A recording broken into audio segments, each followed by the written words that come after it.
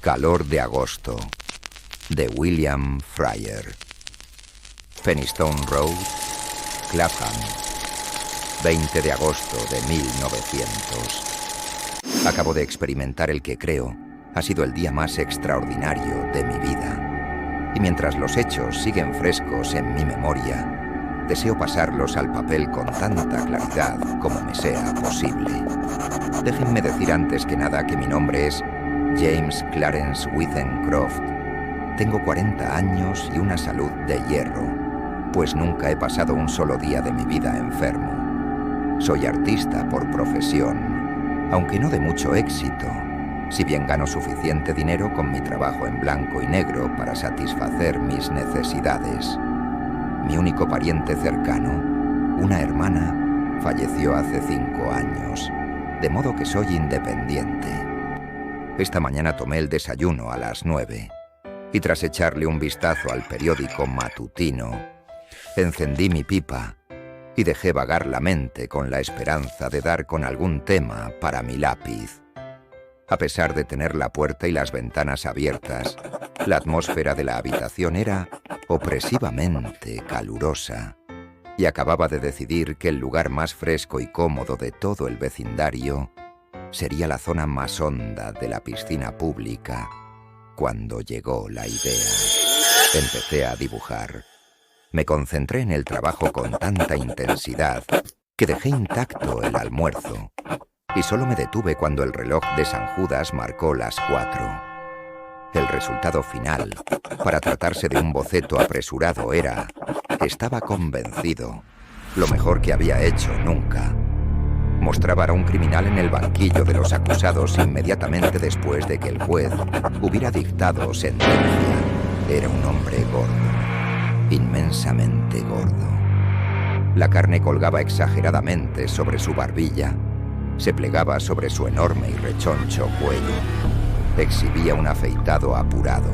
Más bien debería decir que un par de días antes había disfrutado de un afeitado apurado y era casi completamente calvo. Se encontraba de pie en el banquillo, agarrando la barandilla con sus torpes dedos, mirando al frente. El sentimiento que sugería su expresión no era tanto de horror como de un completo y absoluto derrumbamiento.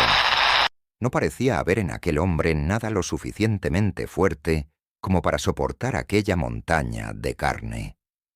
Enrollé el dibujo y en realidad, ignorando por qué, lo guardé en mi bolsillo. Después, con esa sensación poco común de felicidad, con la seguridad que da el haber hecho algo bien, salí de casa. Creo que salí con la idea de visitar a Trenton, pues recuerdo haber recorrido Lytton Street y girar a la derecha por Gilchrist Road, al pie de la colina, en la que un grupo de obreros trabajaba en la nueva línea del tranvía. A partir de entonces, solo tengo un vago recuerdo de a dónde fui. Lo único de lo que era completamente consciente era del terrible calor que ascendía de la capa de asfalto de la calle casi como una ola palpable. Deseé oír el trueno que parecían prometer los grandes bancos de nubes de color cobrizo que colgaban a baja altitud sobre el cielo occidental.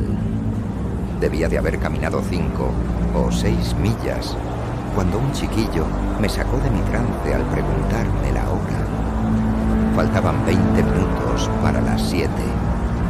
En cuanto el chiquillo se marchó, busqué referencias que me ayudaran a orientarme.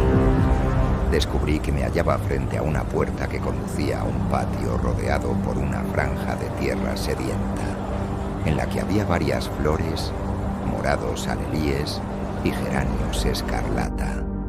Sobre la entrada había una madera con la inscripción CHS, Atkinson, tallador, trabajos en mármol inglés e italiano. Desde el interior del patio llegaba un silbido alegre, el ruido producido por los golpes de un martillo y el frío sonido del metal al chocar con la piedra. Un impulso repentino me hizo entrar. Había un hombre sentado, de espaldas a mí, trabajando en una losa de mármol curiosamente veteada. Se giró en cuanto oyó mis pasos y yo noté como los pies se me quedaban clavados en el suelo. Era el mismo hombre que había estado dibujando, aquel cuyo retrato llevaba en el bolsillo. Allí estaba, sentado, enorme y elefantíaco, con el sudor chorreándole por la calva, que se secó con un pañuelo rojo de seda. Pero aunque el rostro era el mismo, la expresión era completamente diferente. Me recibió con una sonrisa, como si fuéramos viejos amigos, y me estrechó la mano. Me disculpé por la intrusión. Hace tanto calor y el sol brilla tanto ahí fuera, dije, que esto parece un oasis en mitad del desierto. No sé yo qué decir sobre eso del oasis, respondió. Pero desde luego hace calor, tanto calor como en el infierno. Siéntese, caballero. Señaló hacia uno de los extremos de la losa funeraria en la que estaba trabajando. Y me senté. Ha conseguido hacerse usted con una hermosa pieza de mármol, dije. Él negó con la cabeza. En cierto modo sí lo es, respondió. Pues la superficie de esta cara está perfectamente pulida, pero, aunque imagino que usted nunca se daría cuenta, tiene una enorme tara en la parte trasera. Nunca podría hacer un trabajo realmente bueno con este mármol. Aguantaría bien durante un verano como este, ya que no se vería afectado por el maldito calor. Pero espere a que llegue el invierno. No hay nada como una buena helada para revelar los puntos débiles de una piedra. Entonces, ¿para qué es? Pregunté. El hombre se echó a reír. No sé si me creerá si le digo que es para una exposición, pero así es. Los artistas hacen exposiciones. Al igual que los verduleros y los carniceros, también nosotros tenemos las nuestras. Lo último en lápidas, ¿sabe? Empezó entonces a hablar de las diferentes clases de mármol. ¿Cuál soportaba mejor el viento y la lluvia? ¿Y con cuál era más fácil trabajar? De ahí pasó a su jardín y a una nueva clase de clavel que acababa de comprar. Más o menos cada 2 minutos dejaba sus herramientas, se secaba la brillante calva y maldecía el calor. Yo hablé poco, pues me sentía incómodo. Había algo antinatural, misterioso, en mi encuentro con aquel hombre. Al principio intenté convencerme de que ya le había visto con anterioridad, que su rostro, desconocido para mí, había encontrado cobijo en algún rincón remoto de mi memoria. Pero supe que estaba practicando poco más que un plausible intento de autoengaño. El señor Atkinson finalizó su trabajo, escupió en el suelo y se levantó profiriendo un suspiro de alivio. Ya está. ¿Qué le parece? Dijo con un aire de orgullo evidente. La inscripción, que leí entonces por primera vez, era la siguiente: en sagrada memoria de James Clarence Withencroft, nacido el 18 de enero de 1860. Falleció repentinamente el 20 de agosto de 1900. En la plenitud de la vida estamos en la muerte.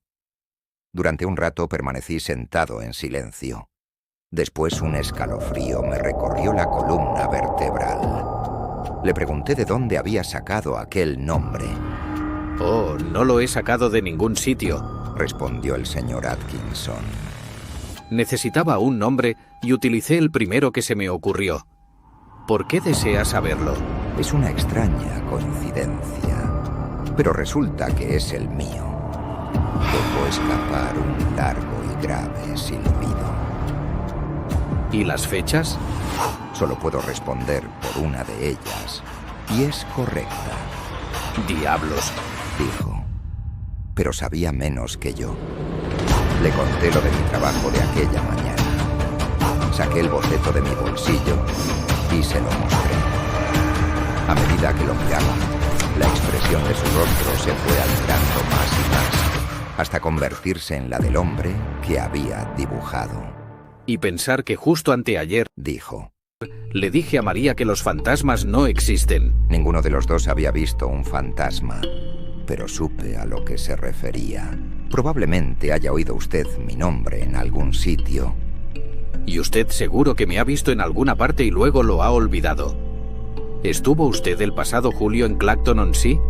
Nunca había estado en Clacton en mi vida. Permanecimos en silencio durante un rato. Ambos estábamos contemplando lo mismo, las dos fechas grabadas en la losa. Y una era auténtica. «Entre a cenar algo», dijo el señor Atkinson.